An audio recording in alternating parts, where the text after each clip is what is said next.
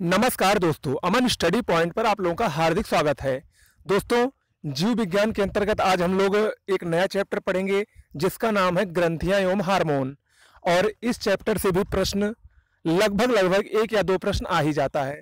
तो छोटा सा वीडियो है, अगर एक से दो प्रश्न आपको इस वीडियो को अच्छे से देखने और पढ़ने और लिखने के बाद मिल जाएगा तो कोई बुरी बात नहीं है। ठीक है, तो अगर अच्छा लगेगा हमारा वीडियो तो आप लोग हमारे इस चैनल अमन स्टडी पॉइंट को ज़्यादा से ज़्यादा सब्सक्राइब करिए, क्योंकि देखिए UP triple S C lower का सारा पैटर्न, सारा जितने भी सिलेबस है, सारे हिंदी के और जीएस के सारे हमारे चैनल पर कराए जाएंगे।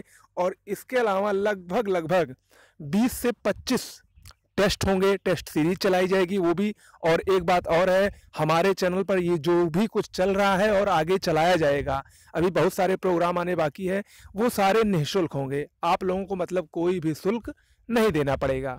ओके, चलिए देखिए हम लोग शुरुआत करते हैं ग्रंथियां एवं हार्मोन की। देखिए, मानव शरीर में 3 प्रकार की ग्रंथियां पाई जाती हैं। पहली होती है बाह्यस्रावी ग्रंथि। बाह्यस्रावी ग्रंथि अर्थात शरीर के बाहर स्थित होती है, जैसे अश्रु ग्रंथि यानी जो आंसू निकलते हैं, तैलीय ग्रंथि पसीना वाली जो जिससे हमारा पसीना निकलता है, जिसको हम लोग श्वेत ग्रंथि कहते हैं। ठीक है, और दूसरी जो ग्रंथि होती है वो होती है अंतःस्रावी ग्रंथि। अंतःस्रावी ग्रंथियों से मुख्य रूप से हार्मोन का स्रावण होता है। अंतःस्रावी ग्रंथियों में जैसे थायराइड ग्रंथि, पिट्यूटरी ग्रंथि, एड्रिनल ग्लैंड, जनन ग्रंथियां, ये सब अंतःस्रावी ग्रंथियां यानी ये हार्मोन का स्रावण शरीर के अंदर करती हैं। और तीसरी प्रकार की ग्रंथि होती है मिश्रित ग्रंथि। हमारे शरीर में अग्नाशय और यकृत और अग्नाशय, ये 2 मिश्रित ग्रंथियों के भाग हैं। ठीक है, चलिए देखिए, तो हम लोग अंतःस्रावी ग्रंथियों के बारे में पढ़ेंगे, यही से सबसे ज्यादा प्रश्न आते हैं। और मिश्रित ग्रंथि, अग्नाशय और यकृत के बारे में हम लोग पहले ही पढ़ चुके हैं। ठीक है, चलिए देखिए, शरीर की मास्टर ग्रंथि किसे कहते हैं, अक्सर पूछा जाता है। शरीर की मास्टर ग्रंथि पीयूष ग्रंथि यानी पिट्यूटरी ग्लैंड को कहा जाता है। इसे शरीर की मास्टर ग्रंथि कहा जाता है। क्यों कहा जाता है मास्टर ग्रंथि? क्योंकि इससे बहुत सारे हार्मोन का स्रावण होता है, और ये जो हार्मोन होते हैं वो शरीर की विभिन्न क्रियाओं पर नियंत्रण करते हैं। इसी नियंत्रण और इन्हीं स्रावण के कारण ही इसको पिट्यूटरी यानी पीयूष ग्रंथि यानी मास्टर ग्रंथि इसको कहा जाता है। ओके, चलिए अब पीयूष ग्रंथि से कौन कौन से हार्मोन निकलते हैं इसको हम लोग देखते हैं। इसमें सबसे पहला है ऑक्सीटोसिन हार्मोन। ये मोस्ट इंपॉर्टेंट है, जितनी बार कहा जाए उतना ही कम है इसके बारे में। ऑक्सीटोसिन हार्मोन को बर्थ हार्मोन या मिल्क इंजेक्शन हार्मोन कहते हैं। मिल्क इंजेक्शन इसे क्यों कहते हैं? क्योंकि पशुओं में इस हार्मोन की सुई को लगाकर पशुओं से दूध अधिक मात्रा में निकाला जाता था। हालांकि अब इस पर प्रतिबंध लगा दिया गया है। ऑक्सीटोसिन की जो सार्वजनिक रूप से जो खुले में आम लोगों तक जो उपलब्ध थी, अब वो कम हो गई है। अब इसको मात्र एक कंपनी बनाती है और वही बेचती है। ठीक है, देखिए इसके अलावा ऑक्सीटोसिन जो होता है ये भोग विलास की भावना और वात्सल्य की भावना को भी प्रेरित करता है। देखिए, अगर माँ अपने बच्चे को प्यार करती है, उसे चूमती है, आलिंगन करती है, तो ये जो भावना उसके अंदर आती है अपने बच्चे को देखकर, वो ऑक्सीटोसिन नामक हार्मोन के कारण ही उत्पन्न होती है। इसके अलावा भोग विलास की भावना को भी ये ऑक्सीटोसिन नामक हार्मोन प्रेरित करता है। ठीक है, चलिए अगला है इस एडीएच यानी इसको बेसोप्रेसिन हार्मोन भी कहते हैं। ये भी पीयूष ग्रंथि से ही निकलता है, और इससे शरीर में जल की मात्रा का नियमन होता है। अगर इसकी शरीर में बेसोप्रेसिन हार्मोन की अगर शरीर में कमी हो जाती है तो इससे डायूरेसिस यानी बार बार मूत्र त्याग करने की बीमारी हो जाती है। ओके, चलिए अब दूसरा है शरीर की सबसे बड़ी ग्रंथि कौन सी है। देखिए, शरीर की मास्टर ग्रंथि तो पीयूष ग्रंथि हो गई, लेकिन शरीर की सबसे बड़ी ग्रंथि होती है थायराइड ग्रंथि, थायराइड ग्लैंड। थायराइड ग्रंथि से थायरॉक्सिन हार्मोन का स्रावण होता है।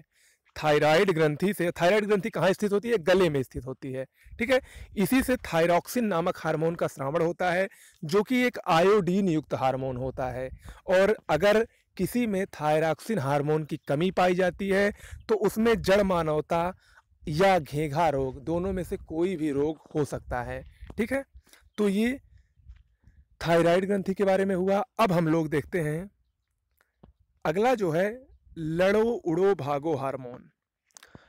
प्रश्न अक्सर पूछा जाता है, निम्न में से कौन सा हार्मोन लड़ो उड़ो और भागो हार्मोन कहलाता है? तो उसका सही जवाब होगा एड्रीनेलिन हार्मोन। एड्रीनेलिन हार्मोन ये लड़ो उड़ो भागो हार्मोन कहा जाता है और इसका जो स्रावण होता है वो अधिवृक्क ग्रंथि यानी एड्रिनल ग्लैंड से होता है। इस एड्रीनेलिन हार्मोन के स्रावण से हृदय गति में वृद्धि और उत्तेजना का अनुभव होता है। ठीक है। अगला है पीनियल ग्रंथि। पीनियल ग्रंथि को शरीर की जैविक घड़ी भी कहते हैं। इससे मेलाटोनिन नामक हार्मोन का स्रावण होता है और इस हार्मोन के स्रावण से सोने जागने की क्रिया पर नियंत्रण रहता है। ठीक है। तो ये जो पीनियल ग्रंथि है सोने जागने की क्रिया पर नियंत्रण रखती है, अतः इसे शरीर की जैविक घड़ी भी कहा जाता है। अब हम लोग जनन ग्रंथियों को देखेंगे। जनन ग्रंथियों में नर जनन ग्रंथि अलग है और मादा जनन ग्रंथि अलग है। इन दोनों को अब हम लोग देखेंगे और ये दोनों परीक्षा की दृष्टि से मोस्ट इंपॉर्टेंट है। नर जनन ग्रंथि में देखिए सबसे पहला है टेस्टोस्टेरोन। नर जनन ग्रंथि से टेस्टोस्टेरोन नाम का हार्मोन निकलता है जो मनुष्य में जो गौड़ लक्षण होते हैं जैसे मूछ, दाढ़ी या भारी आवाज जो मनुष्य की, यहाँ पर पुरुषों की बात हो रही है, जो पुरुषों में मूछ आती है, दाढ़ी आती है या जो उनकी आवाज़ भारी हो जाती है, इसका कारण उनके शरीर में उत्पन्न होने वाला टेस्टोस्टेरोन हार्मोन होता है। इसके अलावा दूसरा हार्मोन नर जनन ग्रंथि का है एंड्रोजन।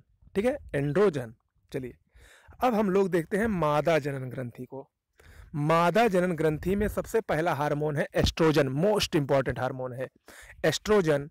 ये मादा जनन ग्रंथि के ग्रैफियन पुटिकाओं नामक स्थान से निकलता है, नामक स्थान से स्रावित होता है, नामक अंग से स्रावित होता है।